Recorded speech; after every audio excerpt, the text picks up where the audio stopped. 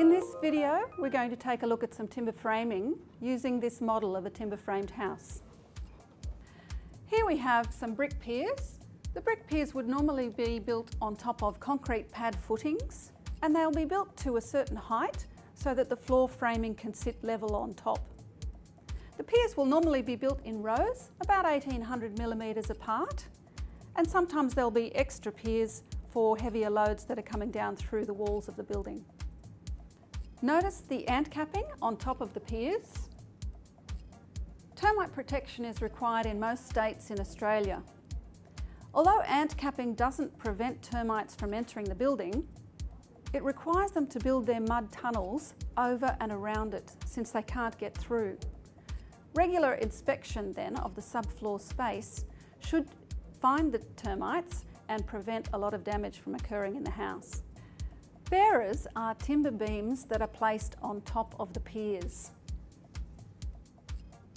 Since the piers are placed at 1800 millimetres, bearers are spaced at around 1800 millimetres and span 1800 millimetres.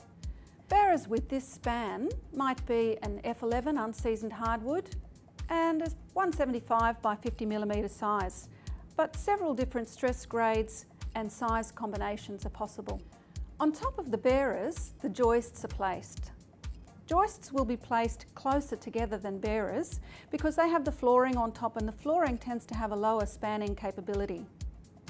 Joists will be placed 450 or 600 millimetres apart, and because they span between the bearers, they have a span of around 1800 millimetres. In wet areas where compressed fibre cement is used, or CFC, the joists might need to be placed closer together because of the extra weight. The flooring is placed on top of the joists. You can see a cut out version here. It might be particle board flooring for a carpet floor or floating floor finish, or it might be tongue and groove flooring. The subfloor and the floor framing creates a subfloor space, which is very useful for maintenance, for termite inspections, and for ventilation of the subfloor space. If the house is built on a slab on ground, then the slab itself will form the floor, and a carpet finish or a floating floor finish might be placed directly onto the slab.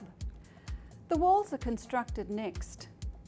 Wall frames consist of slender columns called studs, which are held together by bottom and top plates. In between the studs, we have noggings, which help prevent the studs from buckling under loads coming down from the roof. When an opening is required, such as for a door or a window, a lintel will be used to span the opening and take loads down from the roof. The lintel will generally be of a larger size than the top plate because of the extra loads it has to carry. Often, on either side of the opening, extra studs will be required to take the loads. This model has a coupled timber roof, which would be cut and erected on site. Most residential buildings these days with timber frames have prefabricated roof trusses, which are a more economical alternative. The main components of this roof are the rafters, the ceiling joists, and the ridge board. And there are also some other members that form the shape of the roof, such as the hip rafter, the valley rafter, and variously named other shortened rafter sections. There may also be roof members that assist in the support of the roof, such as underpurlins, struts and strutting beams, and hanging beams that help to support the ceiling joists. So that concludes this introduction to timber framing.